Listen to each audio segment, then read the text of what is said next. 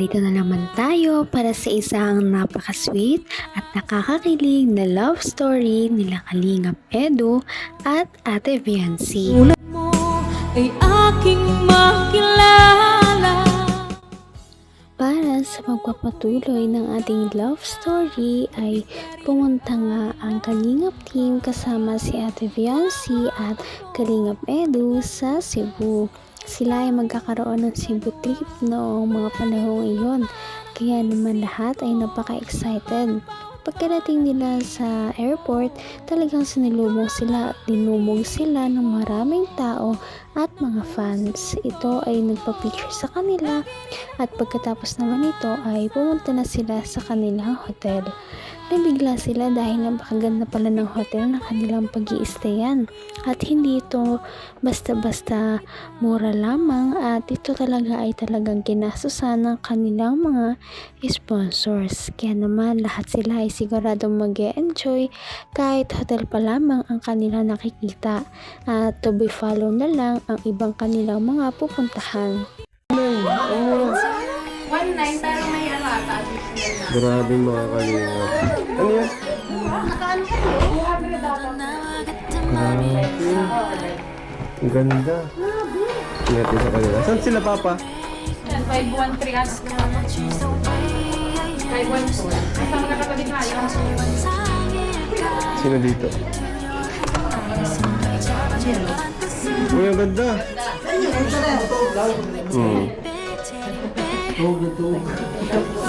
Kasi nga kahit lang tayo dito ng room, kasi na. Pasok, Lee. Pasok. Pasok, Lee. Siga. Siga. Ano? Siga. Siga. Gana. Dito. Dada.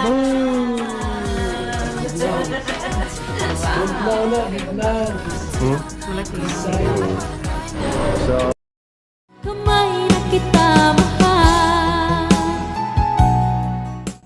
Pagkatapos nga nilang maglapag ng kanilang mga gamit ay kumain na talaga sila sa hotel at nag-enjoy naman sila sa kanilang mga kinain at makita natin na pagkatapos nito ay papunta na talaga sila sa kanilang first destination sa kanilang itinerary. Nakakatuwa nga dahil merong binigay ang kanilang mga sponsors na pera at ito ay talagang magagamit nila para makapag-enjoy sila doon sa kanilang mga pupuntahan. Nakakatuwa dahil hindi talaga sila tinitipid ng kanilang mga sponsors at ginagastusan talaga sila. Ang kanilang unang pupuntahan nga ay isang magandang lugar kung saan maraming mga bulaklak, kaya naman sure na mag-enjoy si Viancy dahil mahilig daw siya sa mga bulaklak, sabi ni Kalingap Edu. stay here in Cebu. At saan ba tayo pupunta? Di ko pa lang kung saan ganito pupunta. Pero ano na po, hapon na po at lalabas po kami ulit. Nakapagpahinga na po ng konti at nakabihis, nakaligo na rin. Yung mga fans po dito sa baba. Ayan.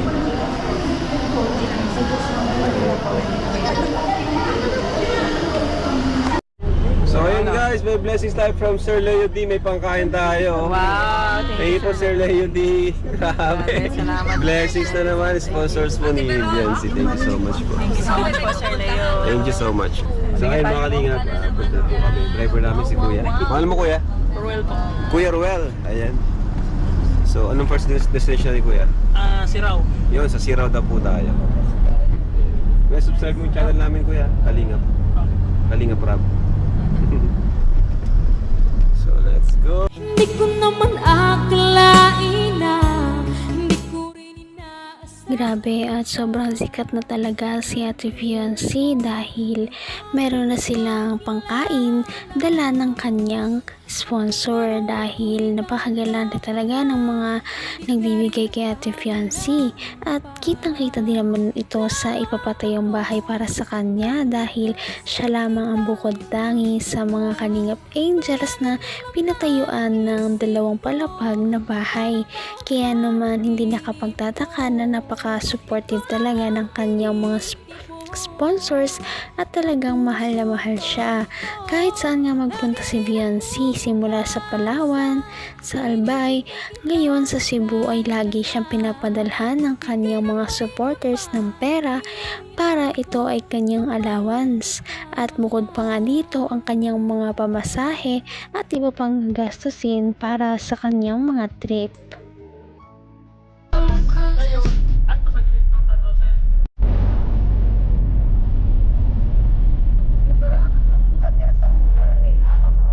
Alright, dito tayo guys.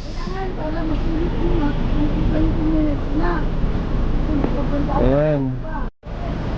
Boss, saan nga po nito? Malaking ano? Ay, malamig na. Ay, Ignaw na? nasa mag-ingat na saging na eh. Luma na. Sa ingat yung mga saging na ko.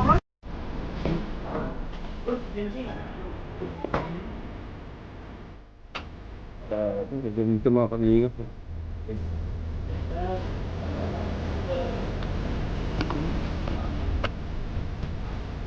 Wow.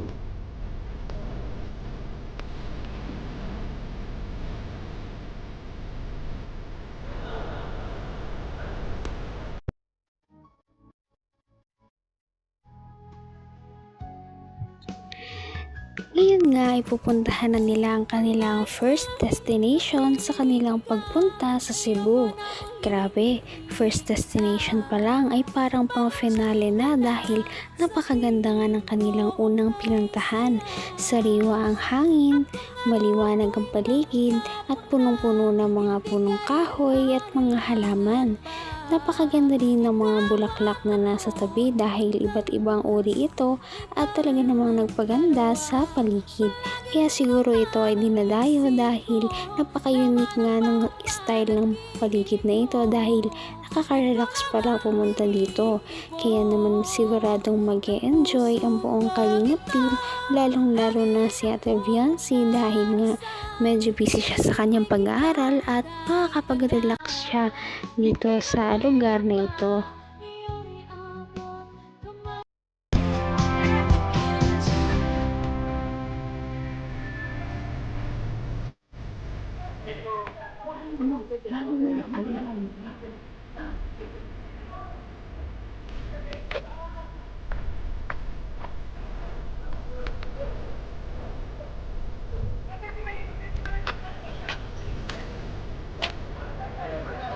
Hindi mo dito, no?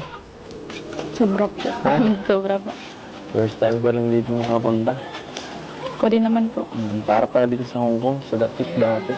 Para sa taas. Alam ko po mas maganda dun. Maganda rin naman dito, ah. Okay lang. Sobrang... Lalo na nandito ka. Mas okay. Tara dun. Tara sa taas. Para mas makita tayo ng view dito. Para tayong... Ang lamig dito. Baka di mo kaya sarili mo. Hindi ka rin nag-alinlangan pa. Ikaw at Sabi nga ni Kalingap Edu na napakaganda rin talaga ng lugar, lalong-lalo na dahil nandoon si Viancy. Kaya naman kinilig si Viancy sa mga banat ni Kalingap Edu sa Cebu. Dahil dito ay umakit na nga sila para mas makita ng better view ang paligid dahil napakaganda nga ng tanawin. Napakaraming mga bulaklak at sabi ni Kalingap Edu na mahilig daw si Ate Viancy sa mga bulaklak, kaya naman sure na mag-e-enjoy si Ate Viancy sa lugar na ito at ang kanilang mga pag-explore sa lugar na ito ay makikita natin sa ating mga susunod na video, kaya naman sana ito ay ating tangkilikin at abangan. Kaya naman, sana ipatuloy natin silang suportahan at mahalin si Viancy, si Kalingap Edu at ang Kalingap team. Yan lamang at maraming salamat sa panonood. Abangan natin kung magkakatuluyan ba talaga si Kalingap Edu at Viancy. Hanggang sa muli. Bye! ngayon'y abot kamay na kita. Mahal